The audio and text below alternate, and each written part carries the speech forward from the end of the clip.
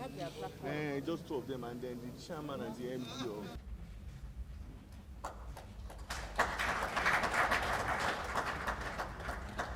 We now.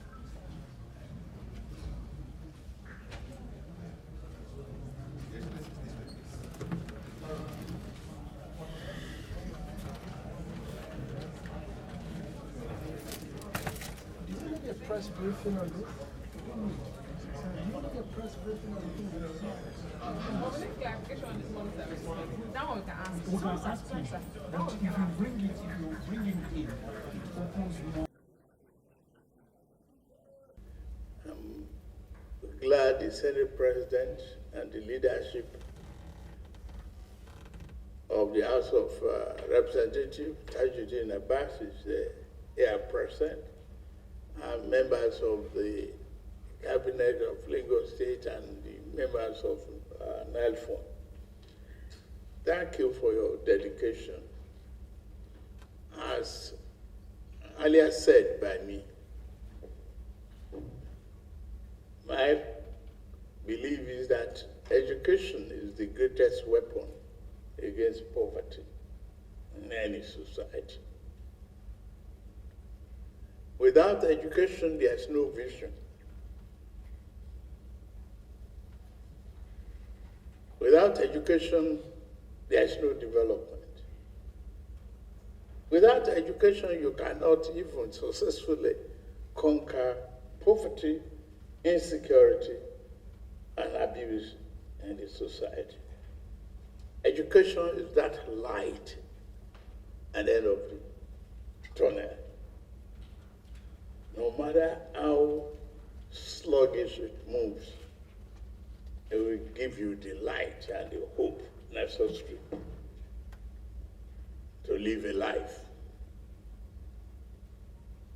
And we are investing in it.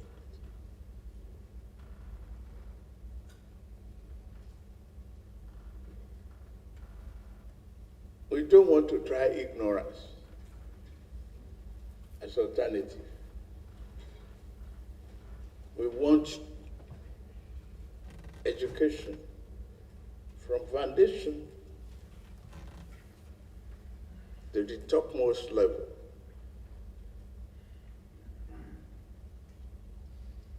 And I'm glad the NELFON and the leadership accepted this responsibility and they are working hard. At this stage, you may ask if you have enough funding to disburse to the students who had applied. May I ask that question?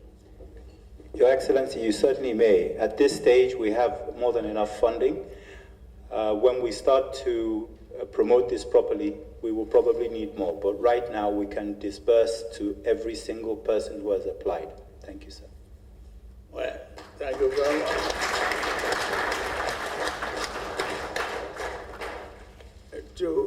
The tool is available, and the hope is here, genuine and commitment, inclusiveness is what democracy is all about.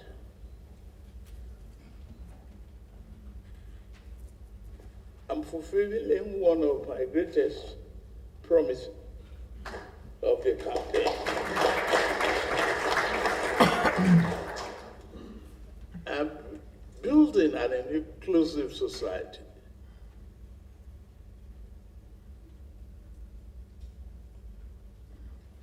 You can find many ways around any opportunity, but you cannot find your way if you are not well educated. It's a tonic for the mind, the health of the knowledge. You cannot even fight the terrorism and banditry. If we have a successful inclusiveness and the loan that that it's necessary for our people to get educated and invest in their own life. We will have built a fair society and a promise that we hand a banner without stain to our children. Thank you very much. Therefore, it's my honor to launch the program.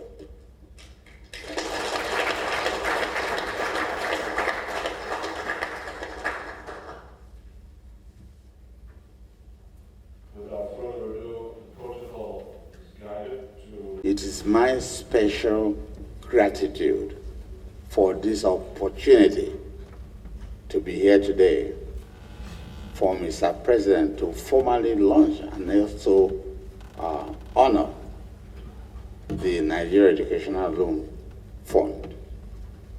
And Mr. President, I will also start by making reference to World Bank as well as the United Nations Development Goal, of which education is number 4, and of which Mr. President has recognized that.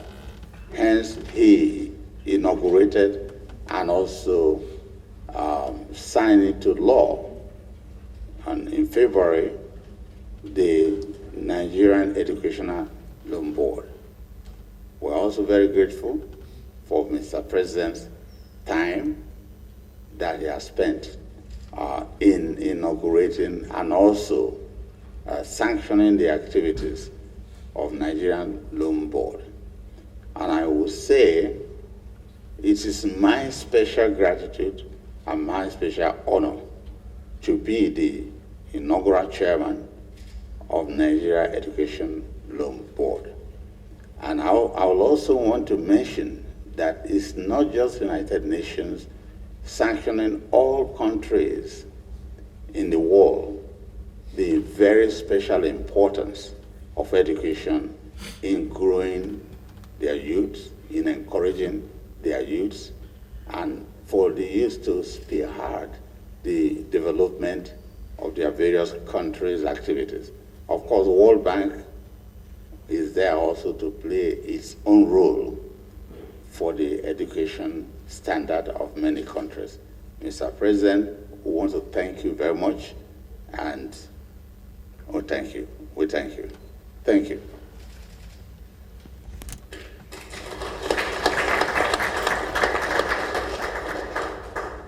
For academic pursuits. Next slide, please. So, on the 25th of May, sir, NEL Fund opened the portal to allow Nigerians to begin to explore the opportunity to seek and source for the funding that could change their lives. Next slide, please. The progress that has been made since this launch, if you like, or since the signing of the act was obviously the 3rd of April, where you appended your signature to bring this to pass.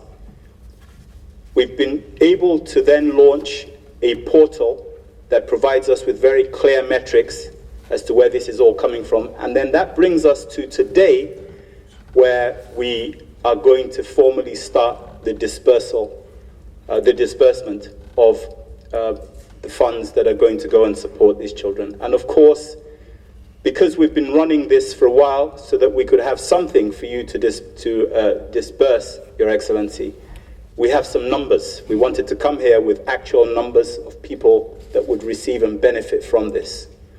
So we took the liberty to go ahead and begin the process. We've had 160,000 direct portal hits, 98,000 applications. Actually, sir, that number's gone up to 110,000. And our current exposure is 32 billion naira to the people who really need this type of money and for the right thing. Next slide, please. This is just a pictorial image of what the students see when they access nelf.gov.ng. A very simple site that allows them to begin to put in details about themselves, that shows that they're eligible. They're Nigerians, they're financially included, they have admission through JAMB to an institution, and that there's a matric number, so they've already started an institution, or perhaps they already have admission. Next slide, please. So as I mentioned briefly earlier, we have 164,000 students that have registered on the portal. So they have a dashboard that belongs to them, their own username and password. They're registered there. They're going to stay registered all the way through the time receiving the loan. And of course, this portal will follow them until the loan is paid back. Next. Thank you. 103,000. As I said, it's now 110 who have actually clicked a button to say, I'm applying for this loan. I've read the terms and conditions, and this suits me very well. Thank you, sir. Upkeep. One of the key features when the bill was sent back to the House and for reenactment was that you very graciously included an upkeep element to this. Before, in the previous bill, sir, it was just the fees. Now we're going to be putting real money into the pockets of students and not just saying we're paying your fees, but we know they have other expenses. So thank you for that. 22 billion is what our current exposure around that is. Next slide, please. The total loans, so this now includes the fees, and the upkeep is 33 billion and rising daily. This is really just to show that there's a steady growth. There's been no slowdown. Next slide, please. And then some very basic trends. So there's a consistent increase in registrations, a steady growth rate, suggesting an influx of new applicants continuously. The total loan amount I spoke about a moment ago, that is rising as well, which correlates with the fact that people are registering.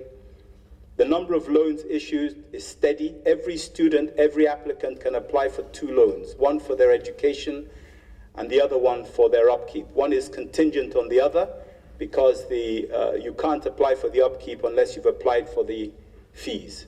And finally, the total number of students who applied is showing a consistent rise. And we haven't done a lot of sensitization because we wanted you to be the one to give us that flag off. But this is really through below the line marketing, just sort of almost simple social media.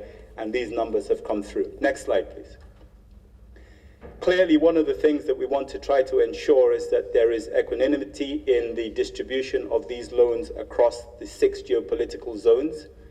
So we're having to look very closely at the data we're receiving to ensure that we're doing the right things and pushing the right buttons to ensure that those who need this get it, and that it is seen to be fair and equitable across the nation. So this is just a depiction of the geopolitical zones that you preside over, sir, and where we seek to influence using this visionary project to change socioeconomic position of this great nation. Next slide, please. So, what are the activities? Since you gave us the go-ahead, sir, we've been coordinating with educational institutions. Bless you, sir.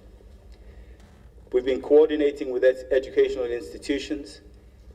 The volume, the quantum of data that we've had to gather has been huge. So data management has been something we've put very strong focus into and are building infrastructure around.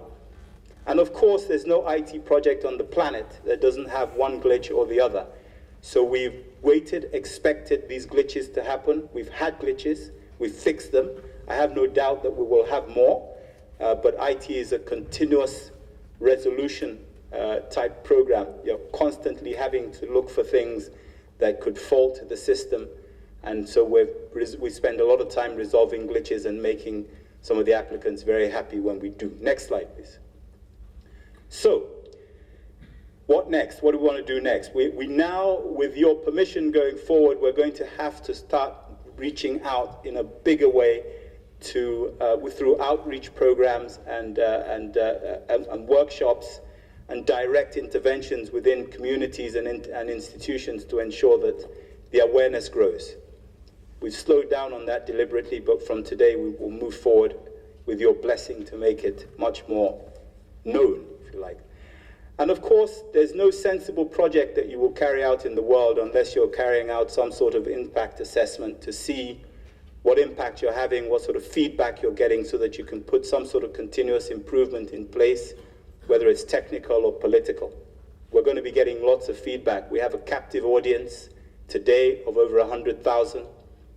Tomorrow, it's probably going to be 1 million. We can reach them directly. We have all their details. We're going to be running surveys and carrying out these assessments. So, we plan to enhance connection and communication with applicants, and part of that is by providing valuable information. Can you click on the slide, please? Providing support, financial and otherwise, and of course joining relevant parties together so we create networking opportunities. This is not just amongst students, but amongst organizations who have an interest in education. So we're going to ensure that everyone is well informed and engaged through the educational journey. Next slide, please. So, as part of this, I talked about, the constant communication. So yes, it's one thing to pay fees for people to go to an institution and get educated, but we as the provider, as almost like parents, also have to provide guidance, instruction, information to the people that we are providing this education for. So we are launching today, sir, with your blessing, the NELFund Bulletin, and there should be one on every desk, that really speaks to us being able to directly communicate and contact the people that you have given this opportunity to, mostly young people. So in conclusion, sir, and thank you for your patience, NELFund is committed to consolidating on the gains and continuous process improvement to better serve applicants. We want to improve, we want to do this better, day on day, week on week, month on month, year on year. We want to impact every Nigerian student with financial support at tertiary level. That's the level that the law says that we should intervene in. But hopefully it will inspire people to want to get to tertiary level because they know that life's going to be easy when they get there. We're going to have ongoing dedication, and as I alluded to earlier, strategic improvement. It's about continuous improvement. It's about understanding where we are so that we can do things a lot better. This isn't going to be a static program, and we're setting it up so that that continuous improvement is there. And sir, the cornerstone of student-focused educational empowerment is what you have provided through NELFund. I thank you, sir. Next slide, please. These are some of the, I just have to acknowledge, sir, some of the organizations that have supported us, because we haven't been able to achieve this alone, and going forward, we're still going to need their help. But here are some of the organizations within the Nigerian governmental space who have given us incredible support, and I could name them. There's NIMSI, FIRS, the Ministry of Education, Ministry of Finance, the Central Bank, MBTE, NUC. I mean, these groups of these organizations have supported us, and of course the Ministry of Youth Development as well. So I acknowledge the support they have given, and I thank you all, Chief Executives, for what you have done to support the birthing of this President's vision. Thank you, Mr. President, and thank you, audience, for listening to me.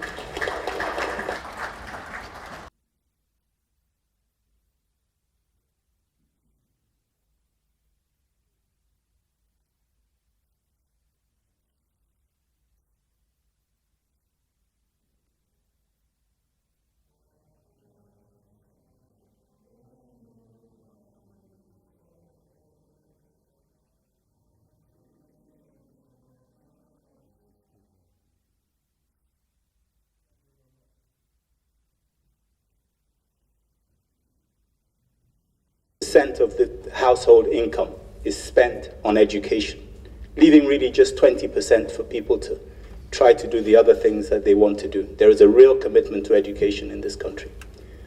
Your Excellency,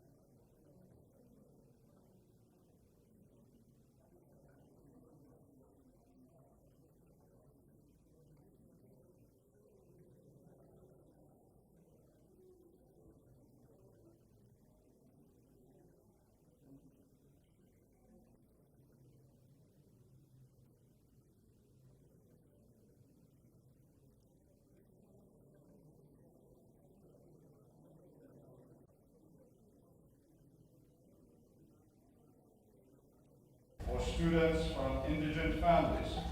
And it is, ladies and gentlemen, and the great Nigerian bill into law. Your Excellency, Mr. President, has since approved the. I respectfully invite Mr. Jim Ovia to walk down memory lane, reminds us that the